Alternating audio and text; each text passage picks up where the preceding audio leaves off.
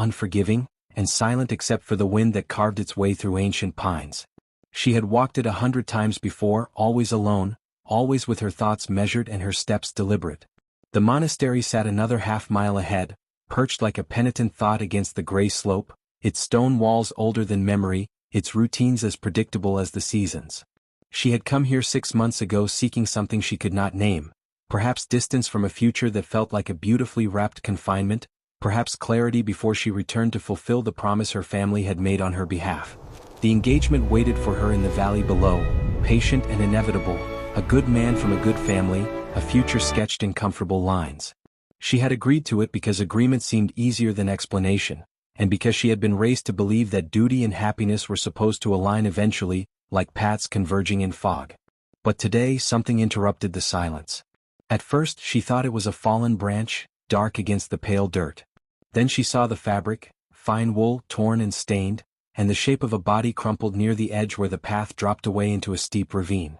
Her breath caught. A few steps closer revealed a man, unconscious, his face turned toward the earth, one arm bent unnaturally beneath him.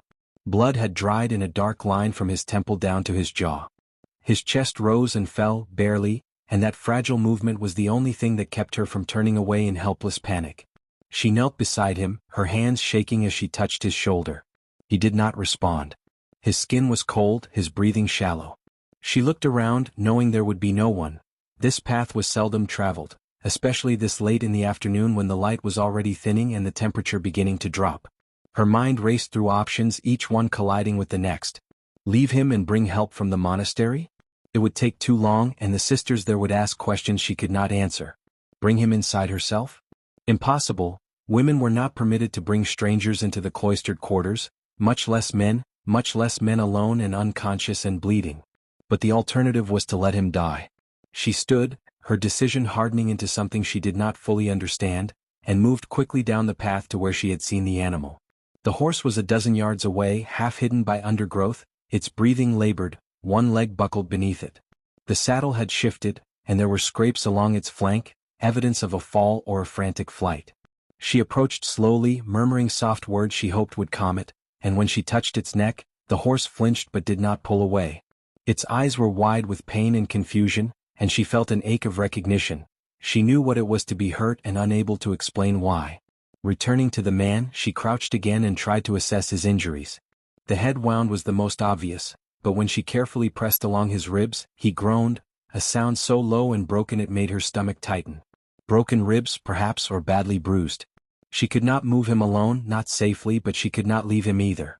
Her hands moved almost without thought, checking his pulse, tilting his head gently to clear his airway, brushing dirt and small stones from his face. His features, beneath the grime and blood, were sharp and unfamiliar. Not a farmer, not a laborer. His hands, though scraped, were not calloused in the way of men who worked the land. A traveler maybe. Someone far from home. The decision, once made, left no room for hesitation. She gripped him beneath the arms and began to drag him, inch by painful inch, back toward the monastery. He was heavier than she expected, and the path inclined just enough to make every step an effort that burned through her shoulders and back. She stopped twice to catch her breath, her vision blurring with exertion, her mind chanting a silent prayer that no one would see, that she could find a way to hide him, that this act of mercy would not become the mistake that unraveled everything. By the time she reached the small storage room adjacent to the stables, a space used for tools and forgotten things, the sky had deepened to violet and her arms were numb. She laid him on the floor as gently as she could, then stood, gasping, her heart pounding so hard she could hear it in her ears. There was no time to rest. She found blankets, old and rough but clean enough, and spread them beneath him. She fetched water from the well, moving quietly, avoiding the main courtyard where the sisters gathered for evening prayer. She returned with cloths, a small lamp, and the makeshift supplies she had learned to use during her time here. Herbs for infection, strips of linen for bandages, a needle and thread she had once used to mend her own torn sleeve. Kneeling beside him again, she cleaned the wound on his head, her hands steadier now that she had a task to focus on. The cut was deep, and it took her longer than she expected to close it, her stitches uneven but functional. She wrapped his head carefully, then moved to his ribs, binding them as tightly as she dared, hoping it would be enough. He did not wake, though once or twice his eyelids flickered and his lips moved soundlessly. She wondered what he was dreaming, if he was dreaming at all. When she finally stepped back, exhausted and trembling, she realized she had crossed a line she could not uncross. She had brought a stranger into a sacred place. She had lied by omission, hidden him from those who trusted her. And worst of all, she had done it knowing that her own future was already spoken for, that she had no right to complicate her life this way. But as she looked down at him, broken, vulnerable and utterly alone, she could not bring herself to regret it. Not yet. She left him in the dim storage room with the lamp burning low and returned to the path where the horse still lay struggling. The animal's suffering pulled at something deep in her chest, perhaps because it was easier to focus on a creature that could not ask questions or complicate her already impossible situation. She knelt beside the horse, running her hands carefully over its legs, feeling for breaks. The left foreleg was swollen, hot to the touch, but when she applied gentle pressure, the bone seemed intact. A sprain maybe, or a deep bruise from the fall. She spoke to the horse in whispers, the same soothing tone her father had used with animals when she was a child, back when life had been simpler and choices had been made for her in ways that felt like protection rather than confinement. The horse's breathing gradually steadied, its wild eyes softening as she continued her examination. She found scrapes along its shoulder and flank, shallow but raw, and knew they would need attention to prevent infection. Working quickly in the fading light, she gathered what she could, moss from the base of a nearby tree, cool and damp, which she pressed against the swelling. From her pocket she pulled a small jar of honey she had been carrying to sweeten the bitter tea the sisters drank in the evenings. Honey for wounds, her grandmother had taught her. It keeps the bad spirits away, keeps the flesh from rotting. She spread it carefully over the scrapes, her fingers sticky and clumsy in the cold. The horse watched her with an intelligence that made her feel seen in a way she had not felt in months. "You'll be all right," she murmured, though she was not certain if she was speaking to the animal or to herself. "You'll stand again. I'll make sure of it." It took nearly an hour, but eventually she coaxed the horse to its feet. It stood trembling, favoring the injured leg, but it stood. She led it slowly, painfully slowly, to the small paddock behind the monastery where 2 old mules were kept for hauling supplies. The horse resisted at first, then seemed to understand that she meant no harm. By the time she secured it inside and brought water and a handful of oats, full darkness had fallen. Her body ached as she made her way back to the storage room. Exhaustion pressed down on her like a physical weight, but she could not rest yet. She pushed open the door quietly and found him exactly as she had left him. Unconscious, his breathing shallow but steady, his face pale beneath the bandage she had wrapped around his head. She sat on the floor beside him, her back against the cold stone wall, and allowed herself, for the first time since she had found him, to think about what she had done. Bringing him here was reckless. Hiding him was worse. If the sisters discovered him, there would be questions she could not answer, judgments she could not deflect. And if word somehow reached the valley, if her family learned that she had been alone with a strange man, the engagement would shatter. Her reputation would shatter. Everything carefully arranged would collapse into scandal and shame. But what else could she have done? Left him to die on the path? Pretended she had not seen him, that his suffering was not her responsibility? She had come to the monastery seeking peace, seeking some assurance that the life waiting for her was the right one, that she could step into it with grace and acceptance. Instead, she had found only more questions, more doubts, and now this. A bleeding stranger and a choice that felt less like virtue and more like rebellion. She watched his chest rise and fall, the rhythm hypnotic in the lamplight. He looked younger than she had first thought, though it was hard to tell beneath the bruising and the dirt. His clothes, even torn and stained, were finely made, wool of good quality, stitching that spoke of skill and expense. Not a common traveler. Someone with means, perhaps, or someone who had been before whatever brought him to this path and this fall. "Who are you?" she whispered, though she expected no answer. The lamp flickered. Outside, the wind picked up, carrying with it the scent of snow. Winter was coming early this year. The passes would close soon, trapping everyone on the mountain until spring. Trapping her with him, with this secret, with the consequences of a single moment of compassion she could not take back. She pulled her shawl tighter around her shoulders and closed her eyes, too tired to pray, too afraid to sleep. He woke in terror. She had been dozing, her head tilted against the wall, when the sound jolted her awake, a sharp intake of breath, then a choked gasp. His eyes flew open, wild and unfocused, and his body jerked as if trying to escape something invisible. She moved quickly, kneeling beside him, her hands hovering uncertainly over his shoulders. "You're safe," she said, keeping her voice low and steady. "You're hurt, but you're safe." He stared at her as if she were speaking a language he did not know. His gaze darted around the small room, the stone walls, the narrow window, the tools hanging on hooks, and she saw panic bloom across his face. He tried to sit up, groaned at the pain in his ribs and fell back against the blankets. "Don't move," she urged. "You have broken ribs. Maybe a concussion. You need to rest." "Where?" His voice was hoarse, barely more than a rasp. He swallowed hard and tried again. "Where am I?" "A monastery. In the mountains. I found you on the path yesterday. You were unconscious. Bleeding." She paused, watching his expression shift from confusion to something darker. "Do you remember what happened?" He closed his eyes, his brow furrowing as if the effort of thinking caused him physical pain. When he opened them again, there was something hollow in his gaze that made her stomach tighten. "No," he said quietly. "I don't remember." "The fall? Your horse?" "I don't remember anything." His voice cracked on the last word. He looked at her, and for the first time she saw fear that matched her own. "I don't know how I got here. I don't know where I was going. I don't—" He stopped, his breathing quickening. "I don't know my name." The silence that followed was suffocating. She sat back on her heels, trying to process what he had just said.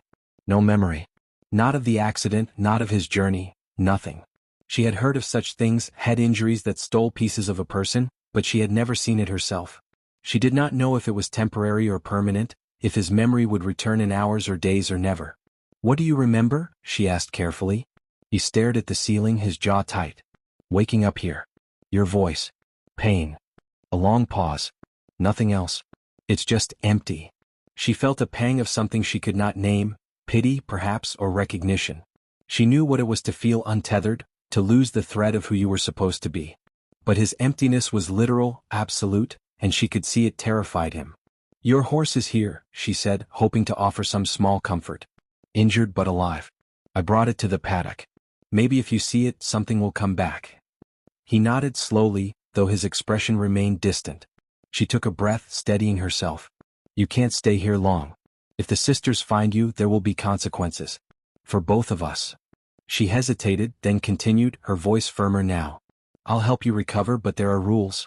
You'll stay hidden. You'll sleep here, away from the main building. You won't touch me. You won't speak to anyone else. And when you're strong enough, you'll leave." "I understand," he said quietly. "Do you?" She met his eyes, needing him to see the seriousness of what she was risking. "I'm not supposed to be here much longer myself. I have obligations. A life waiting for me. I can't let you ruin that." Something flickered across his face, shame maybe, or regret. "I'm sorry," he said. "I don't know what happened to me, but I'm sorry you're caught in it." She stood, brushing dust from her skirt, trying to reassemble the composure that had been crumbling since she found him. "I'll bring you food and water. I'll check your wounds. But you have to stay quiet. If anyone asks, you were never here." He nodded again, and she turned toward the door. "Wait," he called softly. She paused, glancing back. "Thank you," he said, "for not leaving me there." She did not answer. She did not trust herself to. Instead, she slipped out into the cold morning air, closing the door behind her, and wondered how long she could keep this secret before it consumed them both. The days that followed fell into a rhythm born of necessity and fear. She woke before dawn, attended morning prayers with the sisters, then slipped away to the storage room with bread wrapped in cloth, cheese she had saved from her own meals, water carried in a clay jug. She checked his wounds, changed his bandages, monitored the fever that came and went like an unwelcome tide. He accepted her care with quiet gratitude, never asking for more than she offered, never pushing against the boundaries she had drawn. His ribs were healing, though each breath still cost him. The gash on his head had closed cleanly, the stitches holding, though the bruising spread in dark purple blooms across his temple and cheekbone. She watched him carefully for signs of confusion or worsening injury. The things she had heard could follow head wounds, but his mind seemed clear, painfully clear, given that it remained empty of everything that had come before. On the third day he began to move around the small room, testing his strength. She found him standing by the window, one hand pressed to his ribs, staring out at the mountains. He turned when she entered, and she saw something new in his expression. Restlessness, the beginning of recovery, the need to be useful. "I can't just lie here," he said. "Let me help. There must be work I can do." She wanted to refuse. Keeping him hidden and inactive was safer, simpler. But she also understood the suffocation of stillness, the way idleness could make a prison of even the kindest shelter. And there was work, always work. The monastery was old, its walls and roofs in constant need of repair, its wood stores depleted as winter approached. "Can you split wood?" she asked. Carefully? He nodded. "I think so. My hands, they feel like they remember things my mind doesn't." So she brought him to the woodpile behind the stables, a place far enough from the main buildings that the sound would not draw attention. She handed him an axe, and he held it with a familiarity that seemed to surprise him. He tested its weight, adjusted his grip, then brought it down on a log with clean precision. The wood split perfectly. He stared at it for a moment, as if the act had revealed something he could not quite grasp. "I've done this before," he said quietly. "I don't know where or when, but I've done this." She watched him work, the careful way he moved to protect his ribs, the determination in each swing. Despite the pain, despite the memory loss, he seemed to find something like peace in the labor. She found herself wondering who he had been before. What kind of life left a man with hands that knew both fine tailoring and physical work? When he paused to rest, she led him to the paddock. The horse stood in the corner, still favoring its injured leg but looking stronger than it had days ago. She had been tending it carefully, applying honey and fresh moss, coaxing it to eat and drink. When the man approached, the horse's ears pricked forward. It limped toward him, and he reached out instinctively, his hand finding the spot between its eyes that horses love. "Hello," he murmured, his voice soft with something that might have been recognition.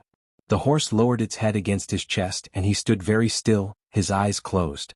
She watched, holding her breath, hoping this might be the key that unlocked everything. Minutes passed. Finally, he opened his eyes and looked at her. "I know this horse," he said. "I don't know how or from where, but I know it." He paused, his brow furrowing with effort. "There's a name." "It's right there, but I can't." He stopped, exhaled sharply, then tried again. The word came out hesitant, uncertain. "Valor." The horse's ears flicked, and it nickered softly. She felt a chill run through her that had nothing to do with the cold. A name. One single word pulled from the void. It was not much, but it was something, proof that his past still existed somewhere inside him, waiting. "That's good," she said, trying to sound encouraging. "It means the rest might come back too." He nodded, but when he looked at her, she saw uncertainty rather than hope. "What if I don't want it to?" he asked quietly. The question hung between them, unanswered and unanswerable, as the first snow of the season began to fall. A week passed then too. The snow came in earnest, blanketing the mountain in silence so complete it felt like the world had withdrawn into itself. The paths became impassable, the monastery sealed off from the valley below until spring would eventually crack open the frozen routes.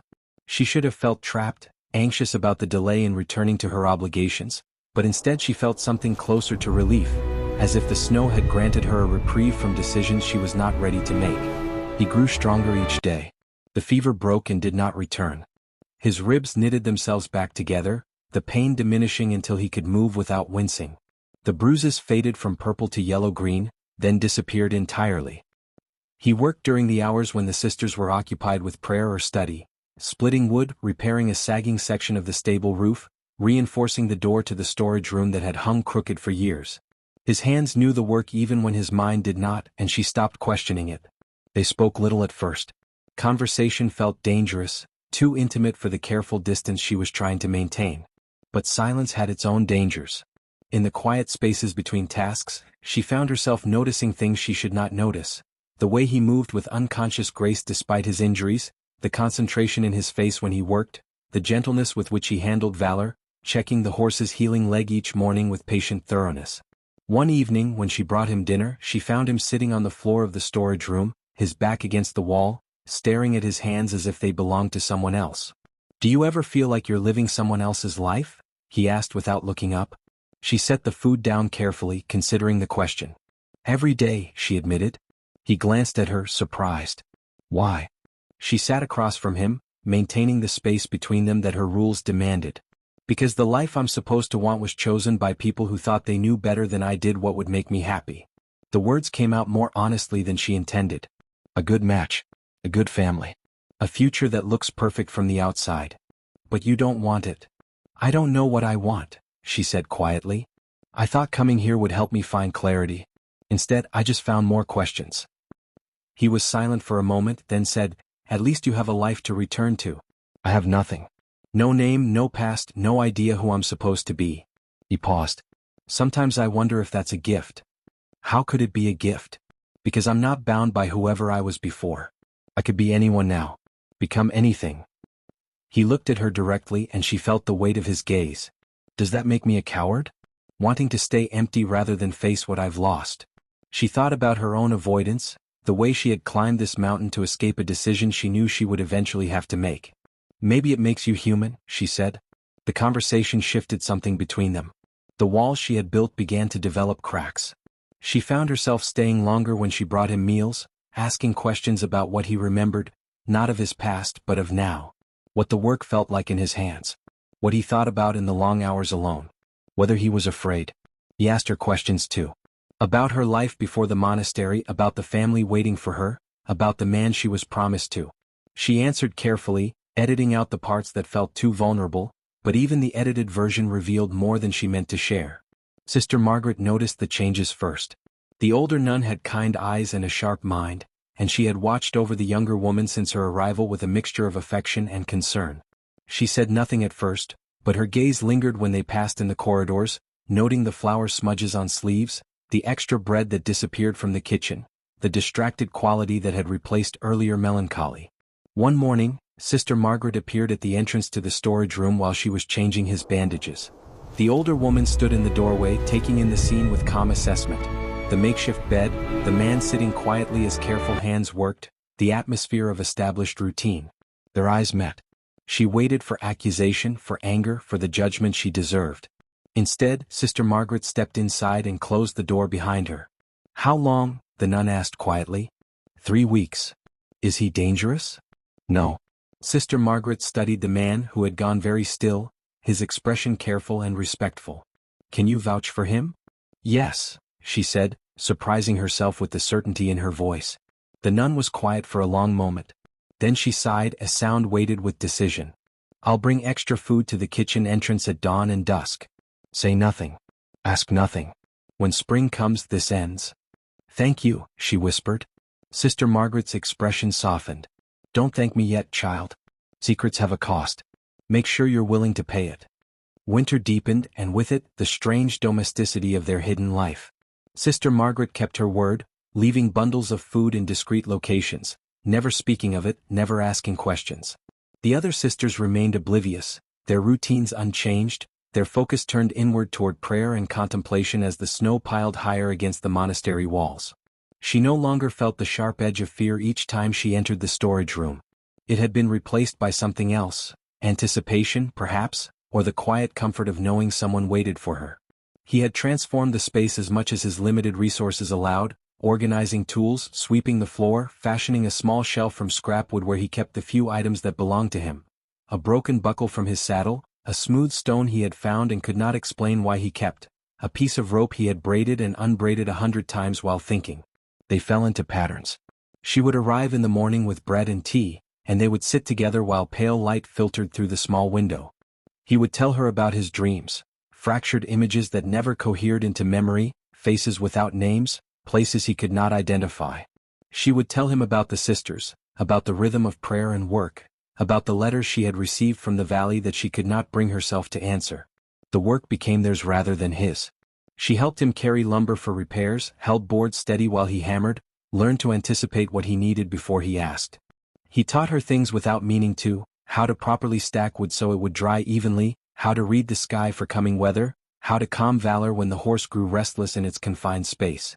One afternoon, while they worked together to patch a section of roof damaged by heavy snow, he paused and looked at her with an expression she could not read. I need to tell you something, he said. Her hands stilled on the shingle she was holding. What? I could leave now. My ribs are healed. I'm strong enough to travel, even in winter if I'm careful. He set down his hammer. But I don't want to. The admission hung between them, dangerous and undeniable. You have to, she said, though her voice lacked conviction. When the thaw comes, you have to go. Find out who you are. Return to your life.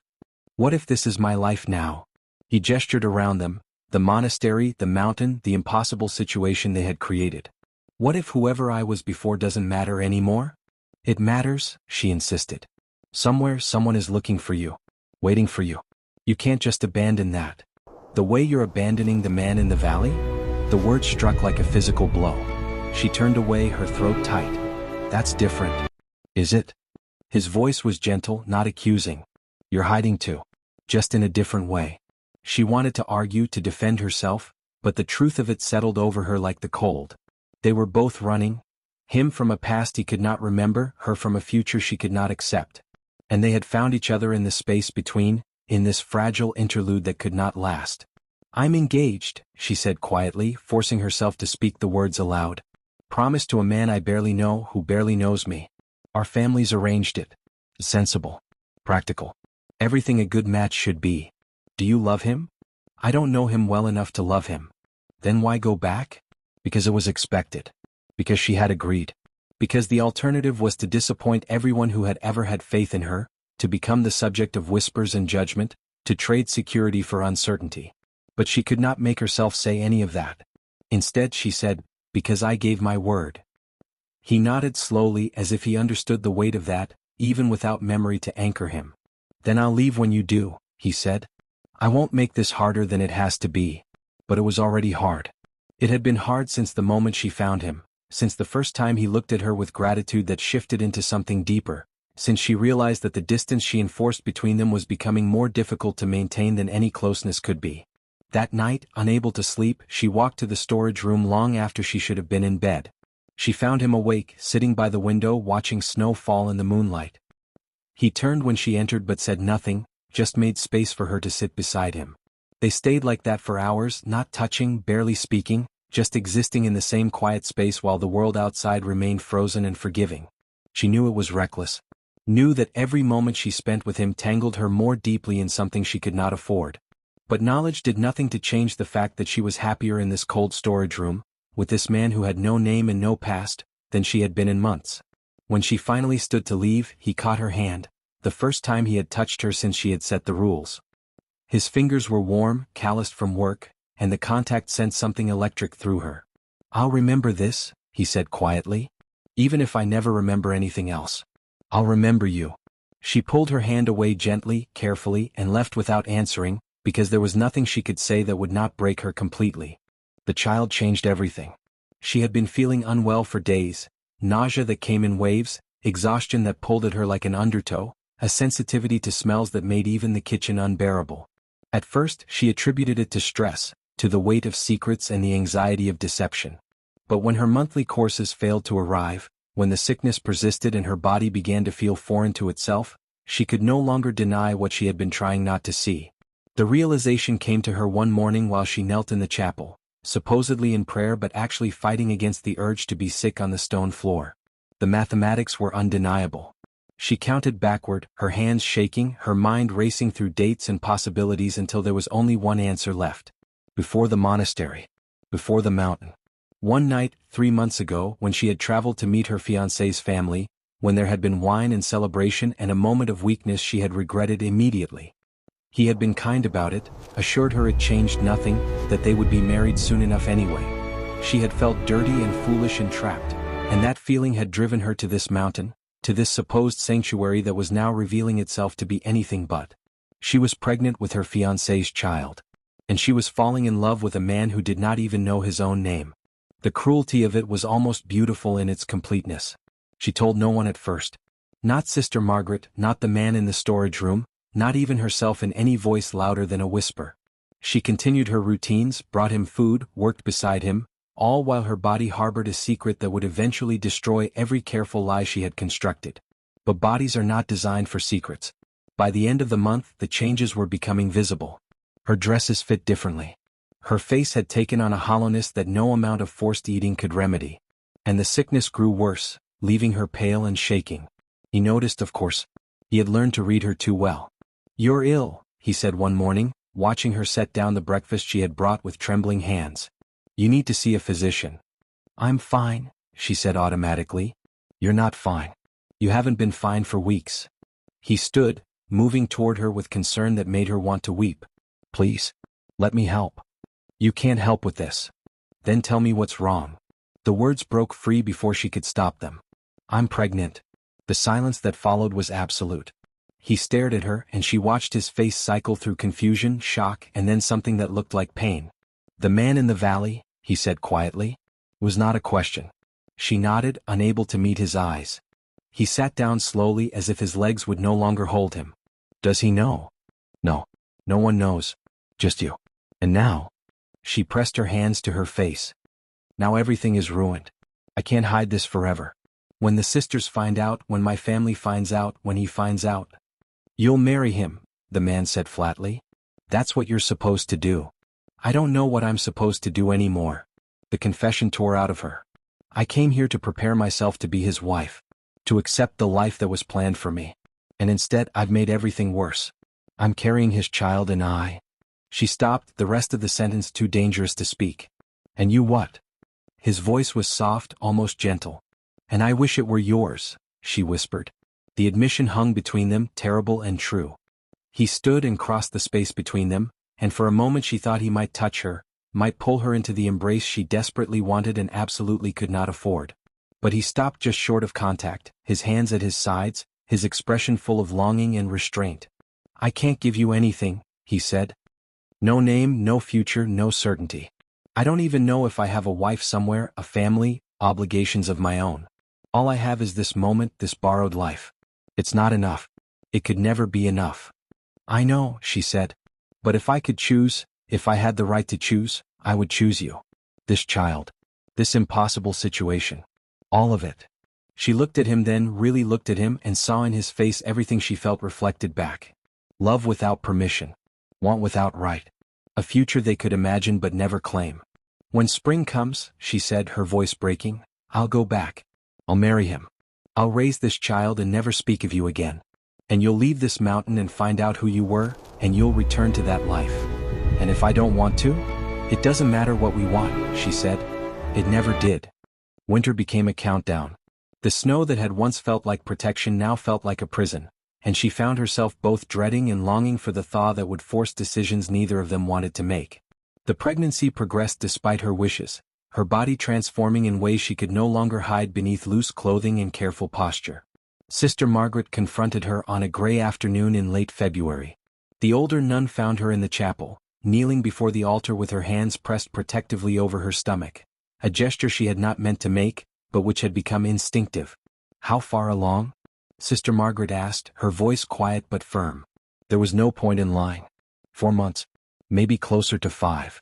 The nun sat in the pew behind her, and the silence stretched between them like a chasm. Finally, Sister Margaret spoke. The father, is it the man you've been hiding? No. The word came out sharp, defensive. It's the man I'm engaged to. This happened before I came here. Before I found him. Does he know? Either of them? No. Sister Margaret sighed, a sound heavy with disappointment and something that might have been sympathy. You cannot stay here much longer. The other sisters will notice. And when they do, there will be questions I cannot answer for you. I know. She turned to face the nun, her eyes burning. I'll leave as soon as the pass is clear. I'll go back to the valley, marry him, tell him the child came early. No one will know I was ever here. And the other man? Her throat tightened. He'll leave too. Go his own way. It's already agreed. Sister Margaret studied her with eyes that had seen too much of human nature to be easily deceived. You love him. It was not a question, but she answered anyway. It doesn't matter. Love always matters, child. Even when it shouldn't. Especially when it shouldn't. The nun stood, her joints creaking. I'll pray for you. For all 3 of you. But prayer can only do so much against the choices we make. The conversation stayed with her, a weight she carried alongside the growing life inside her. She became more careful, more distant with him, trying to rebuild walls that had crumbled over the long winter. But he saw through it, saw the fear and the grief she was trying to mask as practical resignation. Talk to me, he said one evening when she brought his dinner and tried to leave immediately. There's nothing to talk about. There's everything to talk about. He stood, blocking the doorway gently. You're pulling away. I understand why, but don't disappear on me before you actually leave. She wanted to push past him, to maintain the distance that was the only protection she had left. Instead, she found herself saying, I'm terrified. Of what? Of going back. Of facing him. Of living a lie for the rest of my life. She wrapped her arms around herself. Of forgetting this. Forgetting you. He stepped closer, still not touching, but near enough that she could feel the warmth of him. You won't forget. Neither will I. How can you be sure? You don't even remember your own life. I remember everything that matters, he said quietly. I remember the day you saved me. The sound of your voice when you thought I was dying. The way you look when you're concentrating on mending something. The exact color of your eyes in morning light. I remember all of it, and I'll carry it with me wherever I go." Tears spilled over before she could stop them. "This isn't fair." "No," he agreed. "It's not." They stood there in the dim light, so close but still separated by all the things they could not change. Her pregnancy, his missing past, the promises she had made, the life he might still have waiting. Finally, she turned and left, and he let her go because there was nothing else either of them could do. March arrived with false promises of warmth. The snow began to melt in patches, revealing dead grass and muddy earth. The streams swelled with runoff, and the first birds returned, their songs almost painful in their optimism. She watched the mountain transform, knowing that each day brought her closer to the moment when she would have to descend. The baby moved for the first time on a morning when frost still covered the windows. A flutter, barely perceptible, like wings against the inside of her skin. She pressed her hand to the spot and felt it again, undeniable proof of the life growing inside her, the consequence she would carry forever. She went to the storage room and told him. He listened without speaking, then asked if he could feel it. She hesitated, then took his hand and placed it where hers had been. They waited together in silence until the movement came again, and she saw his expression shift into something profound and painful. "I wish," he started, then stopped. "I know," she whispered. "I know." The passes opened in mid-March. A merchant caravan arrived one morning, the first contact with the outside world in 4 months, bringing news and supplies and the undeniable reality that isolation had ended. She stood at the monastery gate and watched them unload their goods, her heart sinking with each bundle that hit the ground. Sister Margaret found her there. "You should send word to your family," the nun said gently. "Let them know you're coming home." "Not yet," she whispered. "A few more days." But days became hours, became moments, and suddenly there was no more time. A letter arrived from the valley, brought by a rider who had braved the muddy roads specifically to find her. Her fiancé's handwriting, neat and careful, expressing relief that she had survived the winter, informing her that he would send an escort to bring her home within the week. Plans for the wedding were already underway. Her family was eager to see her.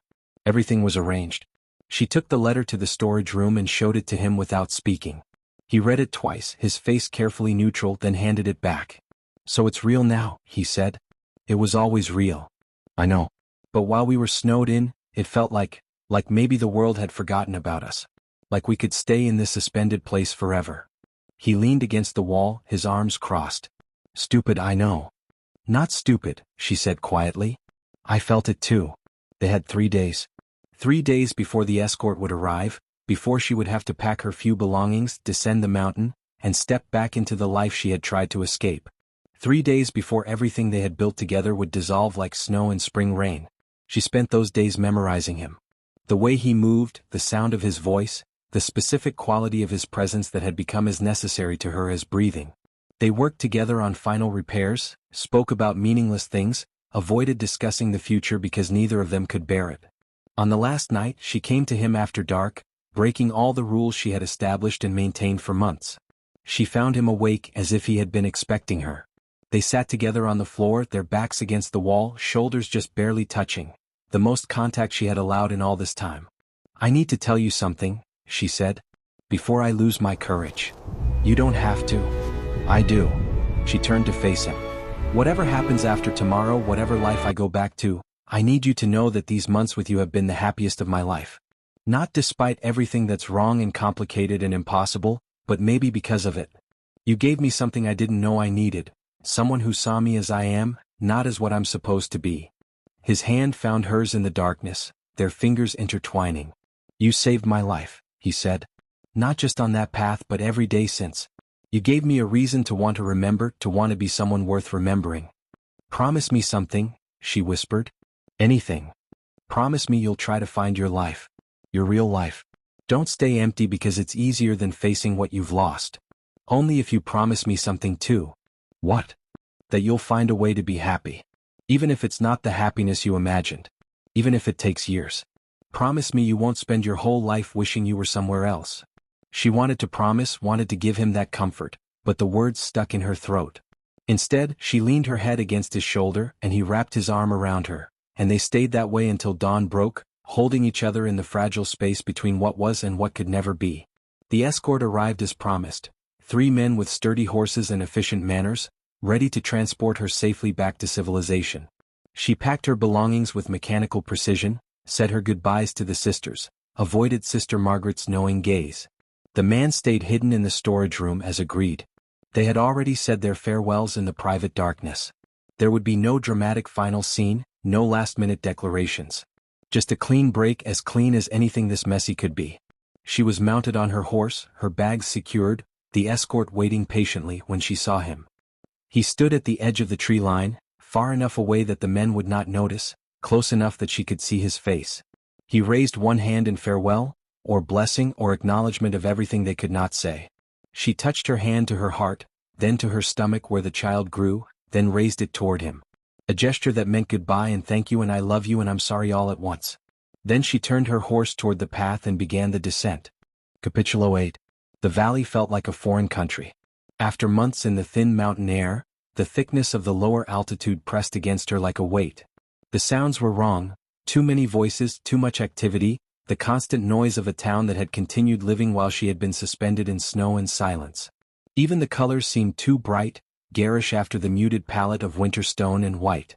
Her family greeted her with relief that quickly shifted to concern. She looked different, they said. Thinner in the face despite the fullness developing in her body, which she hid beneath carefully chosen clothing and a shawl she kept wrapped around herself. Her mother fussed over her, insisting she eat, rest, recover from her ordeal. Her father spoke of the wedding with nervous enthusiasm, clearly worried that her time away had changed her mind. She smiled and nodded and said all the right things, playing the role of dutiful daughter returned, while inside she felt like a stranger inhabiting someone else's skin.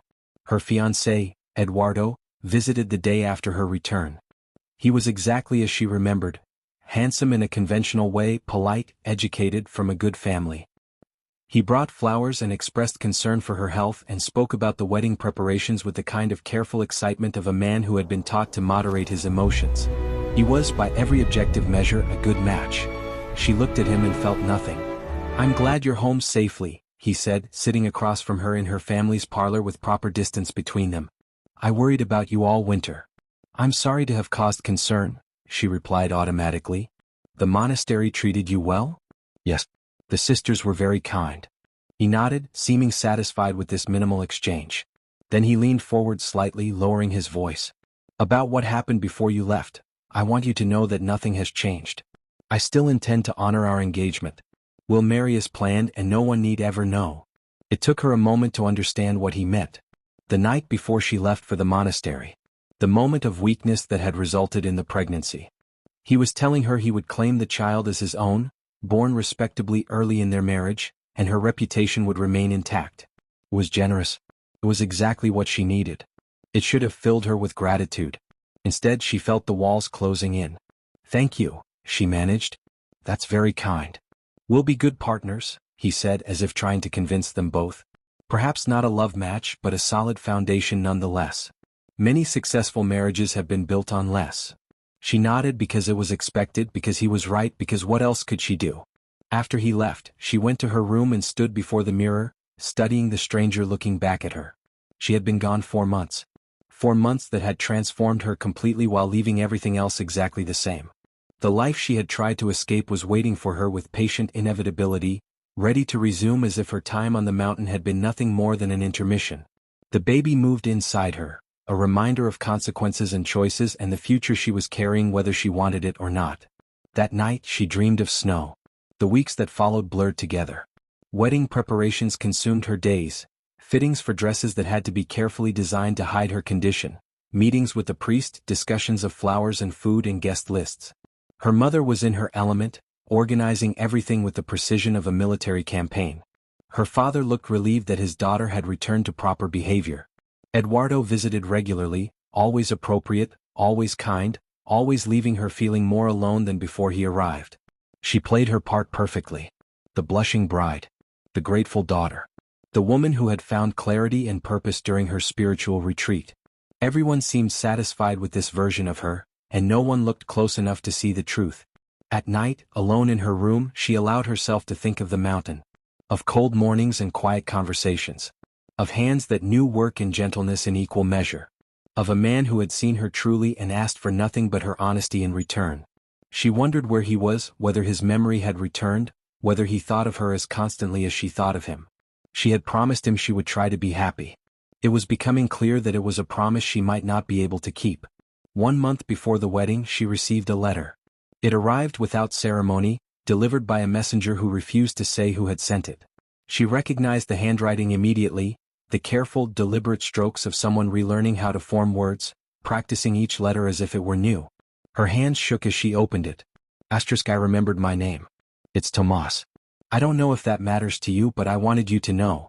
I wanted you to know that I'm real, that I existed before you found me, that I'm trying to honor the promise I made you. I went to the places my few belongings suggested I might have come from. I found a town that felt familiar. A workshop that my hands remembered. People who knew my face but seemed like strangers. A life I apparently left behind without explanation months ago. There's no wife. No children. Just a business I walked away from and debts I left unpaid and questions no one can answer about why I disappeared. The man I was before seems like someone I wouldn't particularly like. Restless, irresponsible, always running from something. Maybe I was running from myself. Maybe that's why I ended up on that mountain path in winter, alone and unprepared. Maybe some part of me wanted to disappear. I don't know what to do with this information. I don't know how to be him again or if I even should try. All I know is that the only time I felt like a complete person was with you, in that storage room, pretending the world had forgotten we existed. I hope you're well. I hope the child is healthy. I hope you found the happiness you deserve even if I can't be part of it. I'll always remember you. Tomas. She read the letter until she had memorized every word, then hid it in the bottom of her drawer beneath clothes she no longer wore. She did not write back. What could she possibly say? That she thought of him constantly?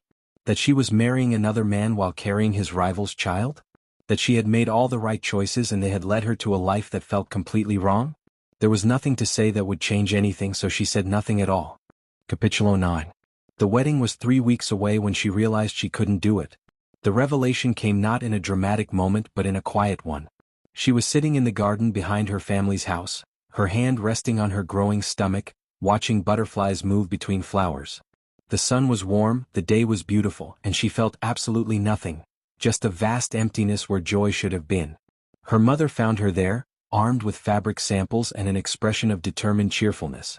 "We need to finalize the table linens," she announced, spreading swatches across the bench. "The ivory or the cream. Your father thinks it doesn't matter, but I can't marry him," she said. The words hung in the air like stones dropped into still water. Her mother froze, a piece of fabric suspended in her hand. "What did you say?" "I can't marry Eduardo. I can't go through with this." Her mother's face cycled through shock, confusion, and then hardened into something like panic. "Don't be ridiculous. The wedding is in 3 weeks.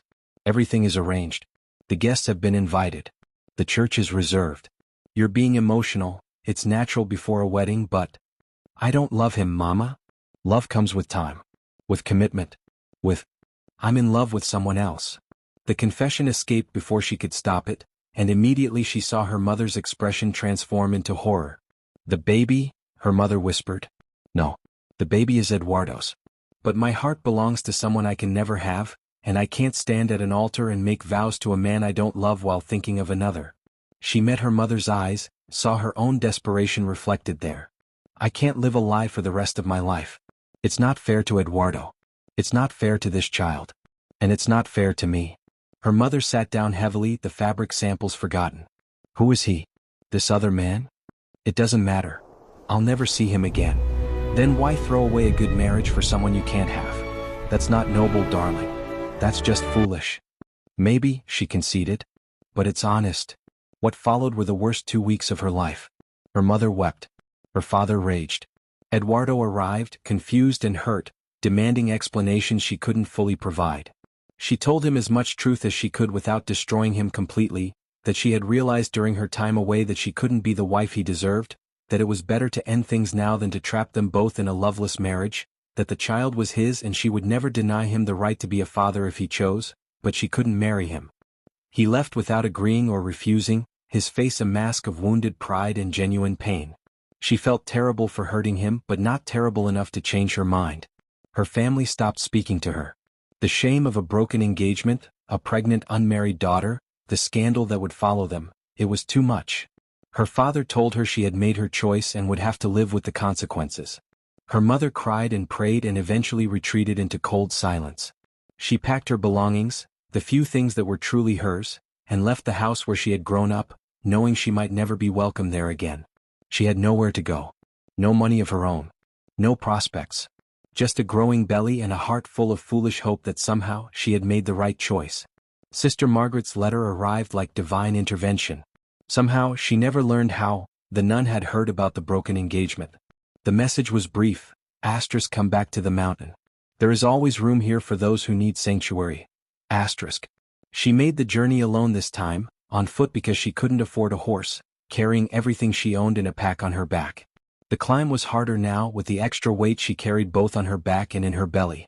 But each step felt lighter than the ones that had taken her down the mountain months before. Spring had transformed the landscape. Wildflowers covered the meadows. Streams ran clear and cold with snowmelt. The air smelled of pine and new growth and possibility. She walked slowly, resting often, one hand pressed to her stomach where the child kicked and moved, as if eager to reach their destination. She arrived at the monastery as the sun was setting, exhausted and uncertain but somehow more at peace than she had felt in months. Sister Margaret met her at the gate, took one look at her and simply opened her arms. She walked into that embrace and finally allowed herself to cry, for everything she had lost, everything she had chosen, everything she still didn't know how to face. I don't know what I'm doing, she whispered into the nun's shoulder. None of us ever do, child, Sister Margaret replied. We just do our best and pray it's enough. They gave her a small room in a quiet corner of the monastery, away from the areas where visitors might see. The sisters accepted her without judgment, treating her pregnancy as a simple fact rather than a scandal. They gave her work suited to her condition, mending, cooking, tending the garden. She fell back into the rhythm of monastery life as if she had never left, except now there was no deception, no hidden man, no secret shame. Just honest work and the strange peace of a life reduced to its simplest elements. She had been there 2 weeks when she saw him. She was in the garden, picking vegetables for the evening meal, when she heard Valor's distinctive whinny. She straightened slowly, her heart suddenly racing, and turned toward the sound. Tomas stood at the monastery gate, the horse beside him, looking uncertain and hopeful and terrified all at once. He was thinner than she remembered, weathered by travel, but unmistakably him. Their eyes met across the garden, and the world seemed to stop. Sister Margaret appeared from somewhere, looked between them, and sighed. I'll give you privacy, she said. But stay where I can see you. I'm not running a romantic in here. He walked toward her slowly as if afraid she might disappear. She stood frozen, unable to move, unable to breathe, unable to believe he was real. I got your letter, he said when he was close enough to speak without shouting. I didn't send a letter. A small smile touched his face. No. But Sister Margaret did. She told me you were here. Told me what you'd given up. Told me? He paused, his eyes dropping to her stomach, visible now beneath her simple dress. Told me you might need someone. You came back, she whispered. I came back, he confirmed. I don't have much to offer. A name I'm still getting used to. A small carpentry business I'm trying to rebuild. A past I'm still piecing together. But I have hands that know how to work, a heart that knows who it loves, and a promise I made to a woman who saved my life. What promise? That I would try to find happiness. I've spent 3 months looking and I finally realized it was never in the past I'd lost. It was in the future I walked away from. He took a careful step closer. I know the child isn't mine. I know I have no right to ask anything of you. But if you'll have me, if you'll let me, I would like to be here. Not to replace anyone or claim anything that isn't mine, but just to be here. With you. Capitulo 10. She couldn't speak. The words she needed didn't exist in any language she knew. So instead, she closed the distance between them and let him catch her as her knees weakened. Let him hold her while she shook with sobs that were relief and grief and joy all tangled together. I thought I'd never see you again, she managed finally. I tried to stay away, he said into her hair. I tried to honor what you needed to do, to let you have the life you were supposed to have. But when Sister Margaret's letter came, when I learned you'd given it all up, I couldn't do it. I couldn't marry him while loving you. He pulled back just enough to see her face, his hands gentle on her shoulders. You love me? Yes. God help me, yes. It's foolish and impractical and solves nothing but yes. It solves everything, he said softly. Or at least it gives us a place to start. Sister Margaret had been right to insist they stay visible. Even from across the garden, the nun's presence was a reminder that sanctuary had rules, that protection came with boundaries. But for now, just standing together in the fading light was enough. That evening, they sat in the monastery's courtyard while Tomas told her about the months since they'd parted. How he'd returned to his workshop in a town 2 valleys over, how the work had come back to his hands even when his memory remained fractured. How people knew him but he didn't know them, creating a strange isolation in the middle of community. There was a woman, he said carefully. Someone people thought I'd been courting before I disappeared. She came to see me when word spread that I'd returned. She was kind and I could tell she cared for me or for who I'd been. But when I looked at her, I felt nothing. Just guilt that I couldn't be whoever she expected. What did you tell her? The truth. That I wasn't the same person who left. That my heart belonged to someone else. She was hurt but I think also relieved. The man I was before wasn't particularly good at staying in one place. He paused. I don't want to be that man anymore. Who do you want to be? I don't know yet. Someone better, I hope. Someone worthy of the second chance you gave me. She took his hand, no longer caring about propriety or rules. You don't have to earn anything. You already gave me the strength to choose myself over everyone else's expectations. That's worth more than you know. They talked until the stars came out, making no promises because the future was too uncertain for vows. But they made plans, small practical ones. He would stay in the area, would take carpentry work in the nearby town. She would remain at the monastery through the pregnancy, helping the sisters in exchange for room and board. When the child came, they would figure out the next steps together. It wasn't a grand romance. There was no wedding planned, no dramatic declarations. Just 2 broken people choosing to piece together something new from the fragments of their separate lives. The baby came in late summer, arriving during a thunderstorm that shook the monastery walls. Sister Margaret served as midwife, her experienced hands guiding new life into the world while rain hammered against the windows. Tomas waited outside, pacing the corridor, until the child's first cry split the air. It was a girl. Small and red and perfect, with her mother's eyes and her father's serious expression. Eduardo's daughter in biology, but already something more complex in reality. Tomas saw her for the first time when she was an hour old, clean and wrapped in soft cloth, sleeping against her mother's chest. He stood in the doorway, uncertain, until she gestured him closer. Would you like to hold her? She asked. I don't know how. Neither do I. We'll learn together. He sat carefully on the edge of the bed, and she transferred the tiny weight into his arms. He looked down at the baby with an expression of wonder and terror, and she watched him fall in love in real time, not with her, but with this small person who carried another man's blood but would know his presence, his care, his choice to stay. Does she have a name? He asked softly. She had been thinking about this for weeks, trying out possibilities in her mind, waiting for one to feel right. Now, watching Tomas cradle her daughter with such gentle uncertainty, she knew. Clara, she said. It means clear, bright. After all the darkness and confusion, I wanted her to have light. Clara, he repeated, testing the name. The baby stirred at the sound of his voice, her tiny hand escaping the blanket to grasp at air. Without thinking, he offered his finger, and she wrapped her impossibly small hand around it. Hello, Clara. I'm Tomas. Well, I'm here. For both of you. Sister Margaret appeared with broth and bread, took one look at the scene and smiled. Congratulations, she said. To all of you. The weeks that followed were a blur of sleepless nights and steep learning curves. The baby needed constant attention, feeding, changing, comforting through mysterious bouts of crying that no one could interpret. Tomas came every day after his work in town, bringing supplies, offering help, learning to swaddle and soothe with the same patient determination he brought to his carpentry. The sisters watched this unconventional family form with varying degrees of approval and concern. Some whispered about scandal and impropriety. Others saw only a child being loved and a woman being supported. Sister Margaret kept everyone's opinions in check with pointed reminders that judgment was God's work, not theirs. Capítulo 11. By autumn, their arrangement had settled into something that resembled normalcy. Tomas had rented a small house in the town below, 2 rooms and a workshop, modest but sturdy. He built furniture during the day and climbed the mountain path each evening to spend time with her and Clara before descending again at nightfall, respecting the boundaries Sister Margaret had established. It was exhausting and inefficient and completely unsustainable, but neither of them knew how to change it. She had sanctuary at the monastery but no real future there. He had work and a home but returned each night to empty rooms that felt like temporary shelter rather than a place to belong. They existed in parallel, their lives touching but never fully merging, held apart by questions neither wanted to voice. Eduardo had not appeared since Clara's birth, though she knew he must have heard. Small towns and valley gossip being what they were, the news of her unmarried motherhood would have reached him within days. She had sent him word when the baby was born. It seemed the right thing to do, but received no response. She didn't know if that was mercy or abandonment, and found she couldn't muster strong feelings either way. Her own family remained silent. That hurt more, though she tried not to dwell on it. She had made her choices and could not regret them, even when they left her isolated from everything she had known before. One evening in October, Tomás climbed the path with unusual purpose in his stride.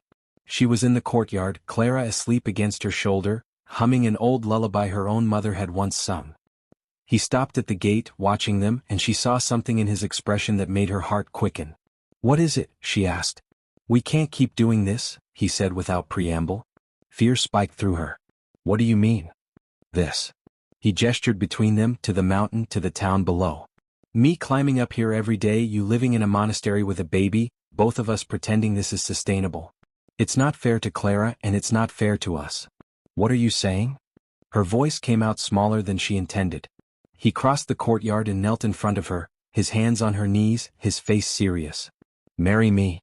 She stared at him, certain she had misheard. "What?" "Marry me," he repeated. "Not because it's expected or proper or solves some scandal. Marry me because I love you. Because I want to wake up next to you every morning and teach Clara how to use a hammer and build a life with you that's ours, not borrowed or temporary or half-lived." "Tomás. I know I'm not who you were supposed to end up with. I know I have a past I barely remember and probably made mistakes I can't recall. I know Clara isn't mine by blood and some people will always judge us for that. But none of it matters to me. You and Clara, you're my family. Let me make it official." Tears were streaming down her face, but she was smiling. "You're sure?" "I've never been more sure of anything in either of my lives." "Then yes," she whispered. "Yes." He pulled her into his arms, careful of the baby between them, and kissed her properly for the first time, soft and reverent and full of promise. Clara woke and made a small sound of protest at being squished, and they broke apart laughing, giddy with the enormity of what they'd just decided. Sister Margaret appeared from the shadows where she had absolutely been eavesdropping. "Finally," she said with satisfaction. "I was beginning to think you'd both just dance around each other forever." "You knew?" she asked. "Child, I've been watching people fall in love for 40 years. Of course I knew." The nun's expression softened. "I'm happy for you. Both of you. You've earned this." They were married 6 weeks later in the monastery's small chapel. No grand ceremony, no elaborate preparations. Just a simple exchange of vows before God and the sisters who had sheltered them both. She wore a dress Tomás had commissioned from a seamstress in town, pale blue like morning sky. He wore his best clothes, his hair neatly trimmed, his hands scrubbed clean of sawdust. Clara, now 4 months old, was held by Sister Margaret during the ceremony, occasionally making cooing sounds that the sisters insisted were blessings. There were no other guests. Her family had not responded to the invitation. Eduardo had not acknowledged it. But the absence of her old life felt less like loss and more like making room for something new. When Tomás slipped the simple ring onto her finger, one he had crafted himself from wood and silver, beautiful in its humble artistry, she felt a completeness she had never experienced before.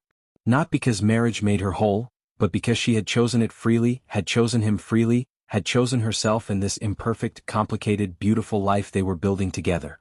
"I love you," she whispered after they kissed, after the sisters applauded, after Clara began to fuss and reality reasserted itself. "I love you," he replied. "Both of you. Always." They moved into his small house the next day. It was cramped with 3 of them and all the things a baby required, but it was theirs. He had spent weeks preparing for them, building a cradle for Clara, adding shelves, making everything as welcoming as his limited means allowed. She walked through the 2 rooms and felt something settle in her chest that she recognized as home. Their first night as a married family was decidedly unromantic. Clara cried for 2 hours straight with colic. They took turns walking her, bouncing her, singing to her, until finally she settled into exhausted sleep around midnight. They collapsed into bed still fully clothed, too tired for anything but sleep. "Welcome to married life," she mumbled into his shoulder.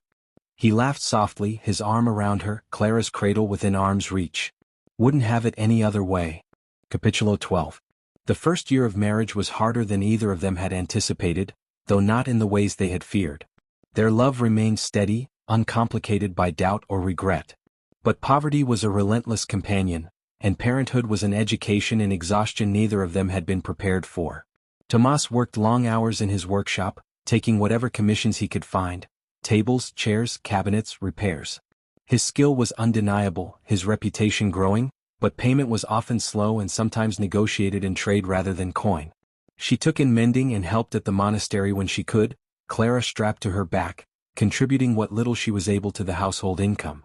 They ate simply, wore their clothes until they couldn't be patched anymore, counted every coin and made impossible decisions about whether to buy lamp oil or save for winter firewood. It was the kind of grinding, unglamorous struggle that wore people down slowly day by day. But there were moments of grace threaded through the difficulty. Clara's first smile, directed at Tomás as he made funny faces while changing her diaper. The morning she woke to find he had built new shelves in the kitchen, creating space where there had been none. The evening they splurged on honey and ate it with bread by candlelight after Clara finally slept, feeling like royalty with their small luxury. He was, she discovered, patient in ways that surprised her. When Clara cried inconsolably, he never lost his temper, just walked and hummed and tried different solutions with methodical calm. When money was especially tight and she worried aloud about their future, he listened without trying to fix everything, just held her and reminded her they had survived worse. She learned things about him too, small details his missing memory hadn't erased. That he sang old folk songs while he worked, songs he didn't remember learning. That he had nightmares sometimes, waking with fragments of images he couldn't quite grasp. That his hands were never still, always carving or fixing or building something, as if creation itself was how he made sense of the world. "Do you ever regret it?" she asked him one night after a particularly difficult day. Clara had been feverish, money was due to the landlord, and a client had refused to pay for work Tomás had already completed. Regret what? This.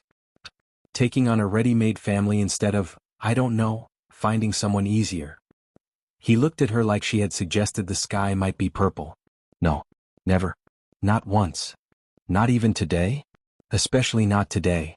He pulled her against his side. Difficult days don't change how I feel. They just prove that what we have is worth fighting for. Clara grew despite their poverty, hitting each milestone with determined enthusiasm. First words at 10 months, "Papa," directed at Tomás, which made his eyes shine with tears he tried to hide. First steps a month later, wobbling between them in their small house like a drunk sailor, both of them cheering as if she'd accomplished something unprecedented.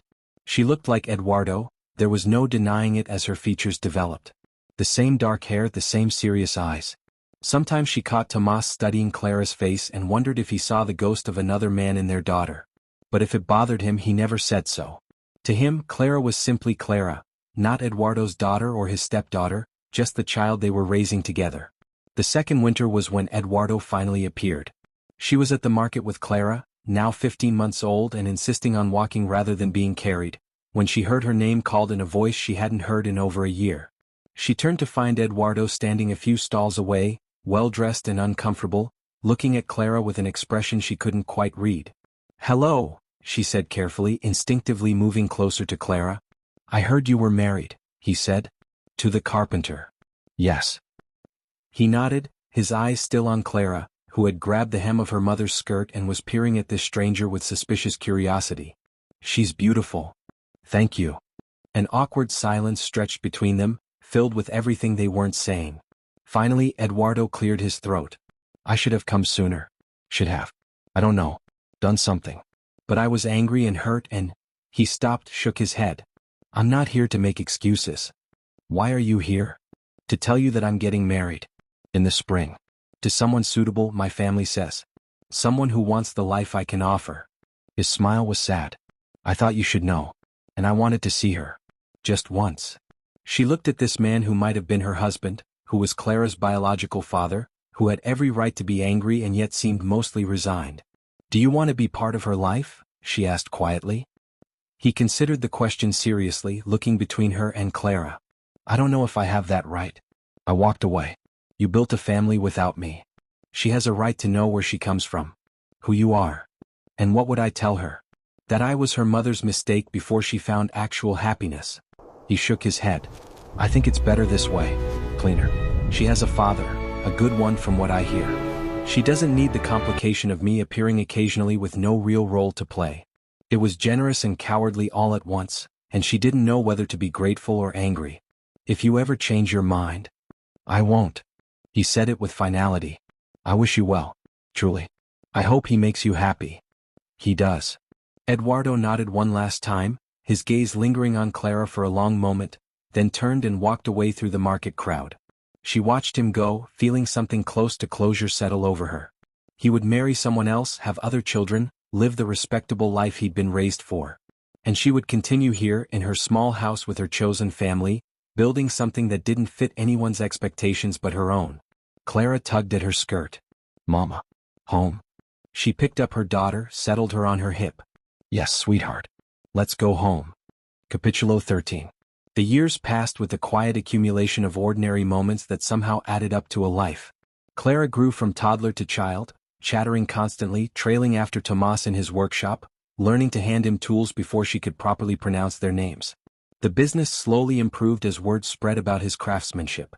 They moved to a slightly larger house, 3 rooms instead of 2 with space for a proper workshop attached. Money was no longer the constant crisis it had been, though they still lived carefully, still chose their expenditures with thought.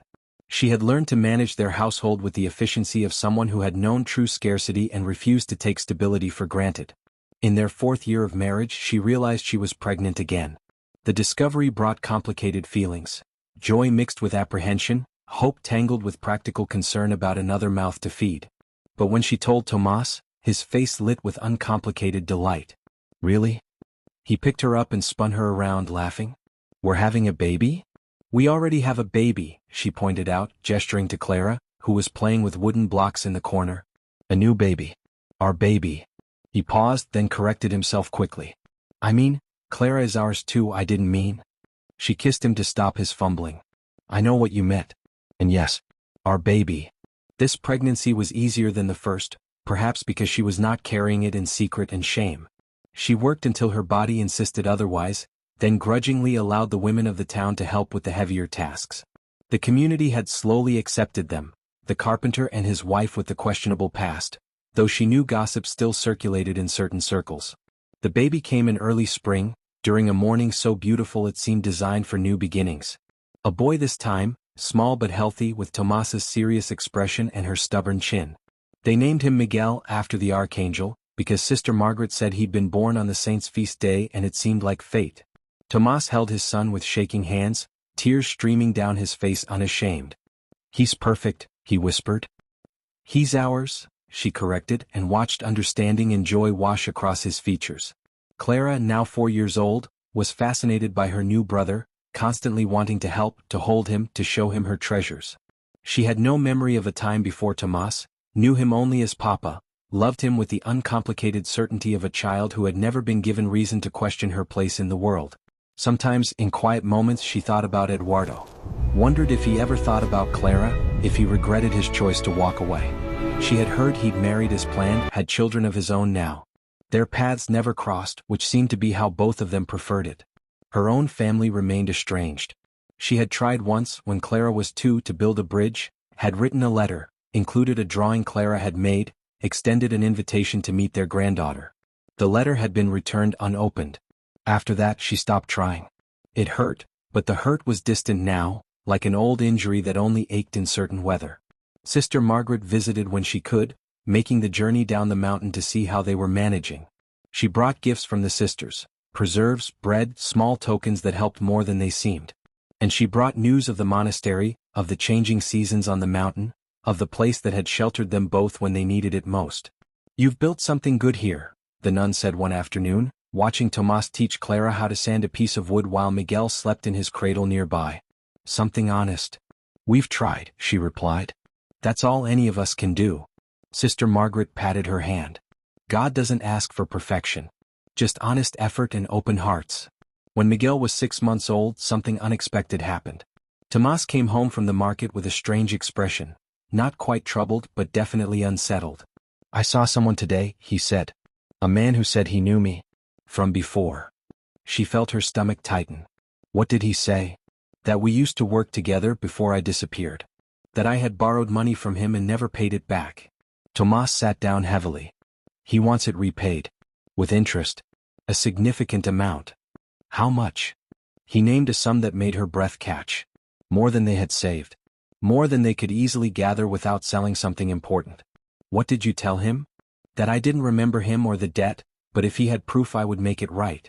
He looked miserable. I don't know if he's telling the truth or taking advantage of my missing memory. But if I did borrow that money, if I left debts behind when I vanished, I can't just ignore it. They spent the evening going through their finances, trying to determine what they could afford. It would set them back significantly, undo years of careful saving. But Tomas was adamant that if the debt was real, it needed to be paid. The man I was before made mistakes, he said. I don't remember them, but I still have to take responsibility for them. In the end, they negotiated a payment plan. Smaller amounts over time rather than the full sum immediately. It would be tight, would require sacrifice, but it was manageable. The man agreed, though not happily. That night, lying in bed with the children asleep in the next room, she held Tomas while he struggled with the weight of a past he couldn't remember. What if there are other debts? He asked quietly. Other people I wronged? What if the man I was before was worse than I want to believe? Then we'll deal with it, she said firmly. Together. Whatever comes, we'll face it together. I wish I could remember. I wish I knew who I really am. She pulled back to look at him in the moonlight filtering through their window. I know who you are. You're the man who climbs mountains in winter and builds cradles with his own hands. You're the father who gets up 3 times a night with a crying baby without complaint. You're my husband, my partner, my home. Whatever you were before doesn't change who you've chosen to become. He kissed her then, deep and grateful, and she felt him relax against her. They had weathered poverty, scandal, isolation, and uncertainty. One more challenge was just that, one more thing to face, to survive, to overcome together. Capítulo 14. 5 more years passed, and their lives settled into the kind of steady contentment that had once seemed impossible. The debt was paid, slowly but completely. Tomas's reputation as a craftsman grew beyond their small town.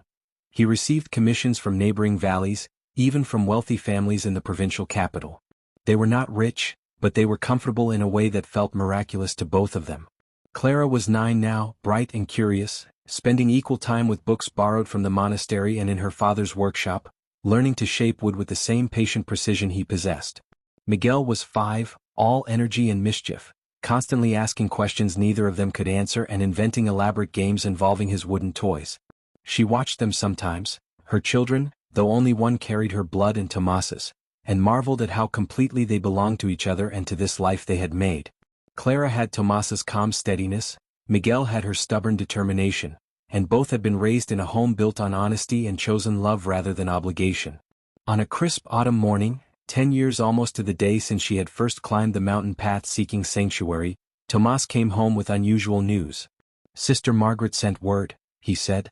She's ill. Not dangerously so, but she's asking for you. They made the journey as a family, the first time the children had climbed to the monastery that had sheltered their parents. Clara was fascinated by everything, asking questions about the buildings, the sisters, the history of the place. Miguel complained about the climb until Tomas hoisted him onto his shoulders, after which he declared it the best adventure ever. Sister Margaret looked older, frielier than the formidable nun who had once orchestrated their lives from behind the scenes. But her eyes were still sharp, her smile still knowing. Look at you, she said, studying their assembled family. Look at what you've built. We had help, she replied, taking the nun's weathered hand. We had you. I just provided the space. You two did the hard work. Sister Margaret looked at Tomas. How's the memory? Still mostly gone, he admitted. I've stopped waiting for it to return. This life, he gestured to his wife and children, this is the only one that matters now. The nun nodded approvingly. That's wisdom. The past is just weight if you let it be. Better to carry the future instead. They stayed for 3 days, helping with repairs around the monastery, introducing the children to the rhythms of religious life. Clara was enchanted by the gardens and the library. Miguel befriended every sister who would tolerate his boundless energy.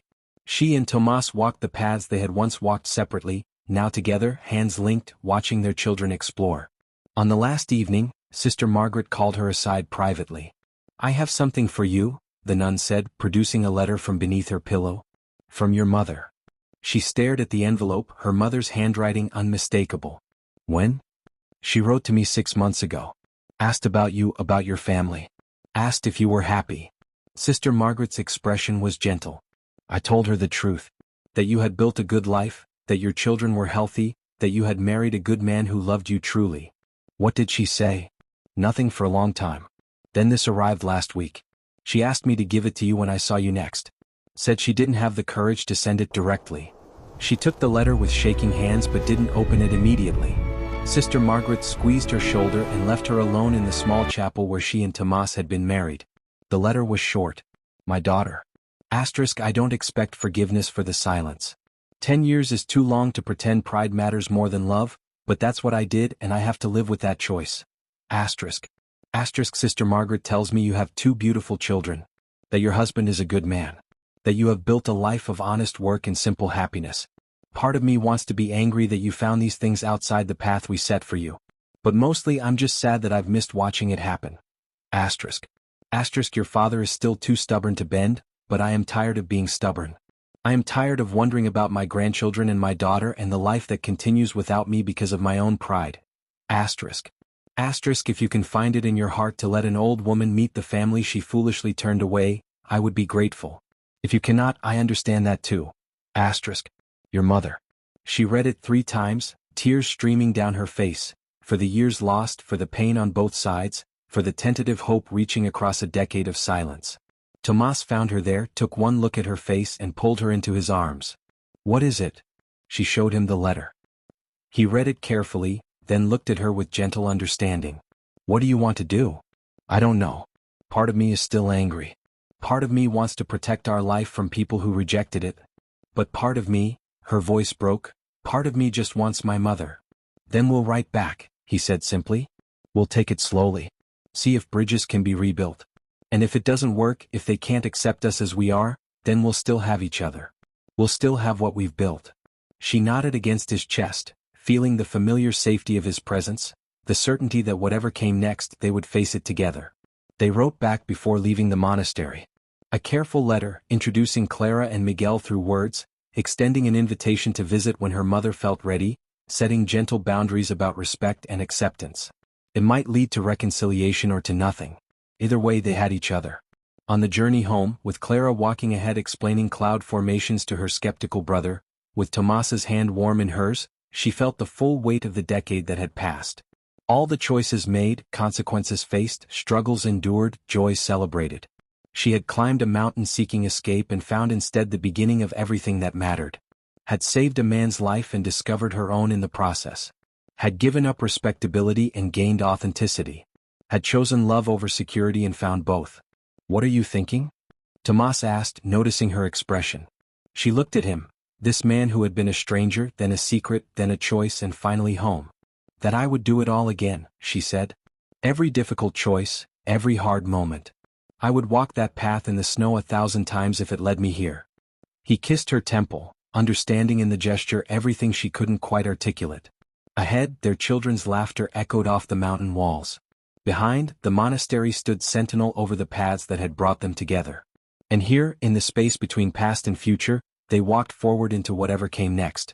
Together. Always together.